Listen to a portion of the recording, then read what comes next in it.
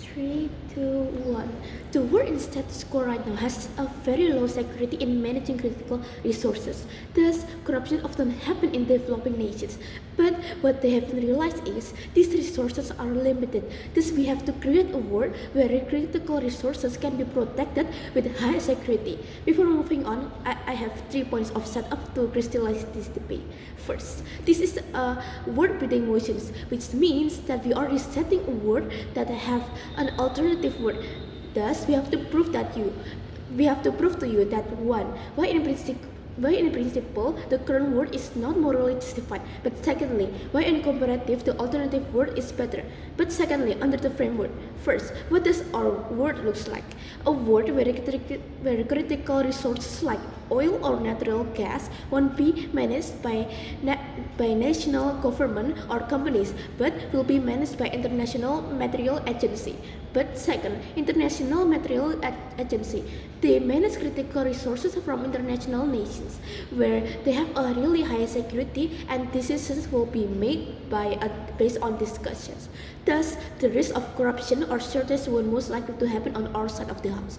But thirdly, on our model, in our world, the critical resources will be managed by International Material Agency, means that the decisions will be made not only by the national government but also by another international nations, where they will manage and protect the critical resource. There will be limitation for nations that want to use their critical resources to reduce the risk of shortage because the resources are very limited. Having done with my setup, let's actually go to my arguments. I'm going to forward 2 arguments in my speech. First is about why in comparative the alternative world is far more better and it is safe from the risk of corruption. But 2, why in alternative the world is better and it brings more benefit for nations. First, why in comparative the alternative world is far more safe from the risk of corruption. In the status quo, corruption has been the biggest problem, especially in developing nations. Developing countries are rich in resources, but some companies and government did corruption just to profit themselves. But corruption has a really high risk of happening because the lack of security, especially in developing nations. Corruption are very problematic and urgent under 2 false panels. First, this creates loss for nations. Critical resources like oil and natural gas has a really high value in price. It is fossil fuels resources that takes a really long time to produce, like even for years. But when it just got corrupted for the profit of companies, the resources will get used by companies. This would create a loss of the nations because the resources would be just the profit the companies themselves.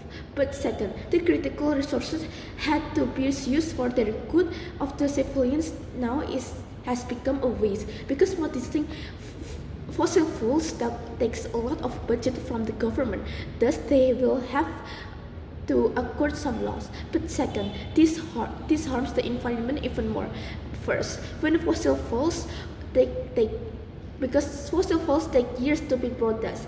Fossil fuels has been the root cause of global warming because when the resources are corrupted, the policies are often neglected because over exploitation has occurred. When companies take more resources than it should be, then this harms the environment even more. And let's go to my preemptive then. Even if the opposition said that there are actually organizations that can solve the problem of corruption, like KPK for example, but realize that the resources has already been corrupted and the nations has accrued a loss that and it cannot be given back because it has already been used. But in our alternative, in our new world, that is making resources go to international cooperation. This would be better to make critical resources governmented by the material agency because first, it has much higher security, where every decision that is made by the International Materials Agency will be considered because it is international and it takes a form of discussion. It has a very high security and the rate of of corruption would most likely to happen because it is considered by every country that is in this agency because it is an international agency. But second, resources won't be only focused on nations purpose, but it is focused on international purpose because knowing that these are critical resources, this means that it is limited, where the agency will give limitation for nations to use the critical resources.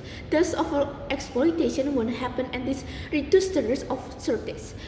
But let's go to my second argument then. Why in the alternative world this is better and it brings more benefit for the nations?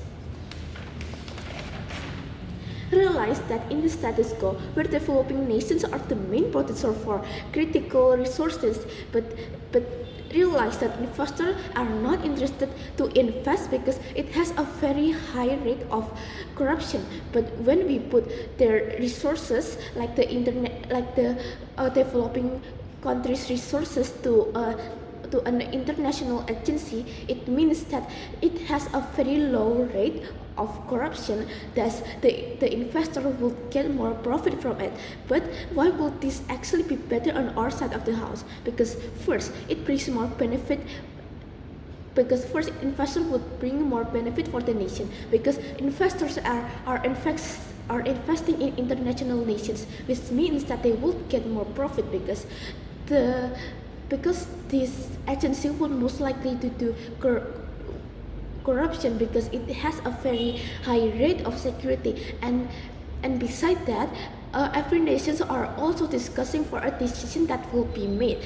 Thus, over exploitations or overuse of the resources, because realize that critical resources are very important and it has a very low amount and it is very limited. Thus, every decision that is made will also be wise, and that means that corruption would most likely to happen, and investors would get more profit because it is international and because it came from an international agency. Of course, the price will be based on international companies or international businesses. Thus, the price will also rise. It does not based on the national price, but the rise of price will also increase. Thus, the investor will get more profit from it. That is why we would win on these two arguments, because first, we have won in urgency because we have told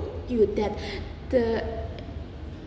the resources are very limited, and it takes years or even like decades for the resources to actually protest.